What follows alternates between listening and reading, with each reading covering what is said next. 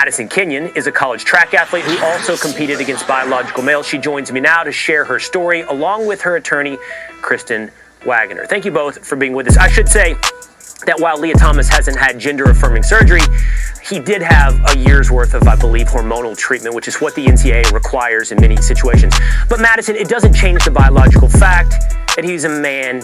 He went through puberty as a man. He has muscle, structure, and everything through 22 years of his life as a man. And Madison, you've competed against this exact situation in track. You've competed against transgender athletes. Yeah, I think I missed your question because it glitched. Do you mind asking it again? Yeah, sure. Would you tell all of us watching right now, what is it like to go into a competition against a transgender athlete when you know the outcome ahead of time? Yeah, it's extremely deflating. I've experienced it 5 times, and each time I lost to a biological male. And the fact that that's still happening, that women are still losing to biological males in their own sport, shows why we need more female athletes to speak up about this. And so I just kind of want to say to the female athletes in Pennsylvania, don't let anyone silence you. Speak up. Tell the NCAA, your athletic directors, and your coaches that you want fair competition, because doing this is nowhere near as scary as it seems, and the amount of support is overwhelming.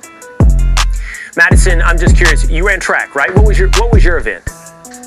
So I did the 3K in indoor track and the 1500, and I also ran cross country. And when did you start running? When did you start competing in track? How old were you? I think you asked me what event I did, but again, it glitched. I'm sorry, you're gonna have to ask the question. I don't know what you asked. I'll ask you one more time. We'll see if we can work through this glitch. How old were you when you started training for competition in track? Oh, I started cross country in middle school and track in high school, so around 14. So you started training at the age of 14, and within a matter of, I would assume, a couple of months, a biological male stepped in and beat you after all of your years of training? Yeah, so my first collegiate race, I raced against a biological male, and they beat me.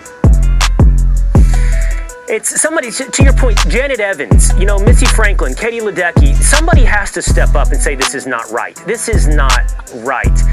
Mrs. Wagner, I'd love to get you in on this. I mentioned what the NCAA rules are about hormonal treatment, and different states at the high school level have different laws. What should the laws be when it comes to this?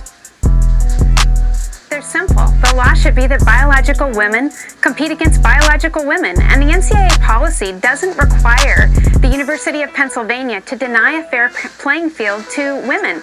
It doesn't require that at all. In fact, what it's doing is prioritizing activists over women athletes, and by denying them a fair playing field, they're refusing again to recognize legitimate biological distinctions, and that hurts women and girls the most. And I think many are guided by empathy, but they're empathizing with one individual over the hundreds, the thousands of Madisons out there that have trained their entire life. It's very selective in where you apply your empathy. And by the way, it's the end of women's sports.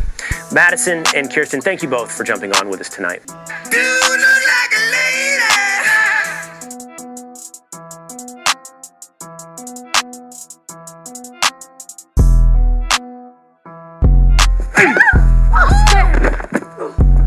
God, man, what have you done? That's not your mother, it's a man, baby!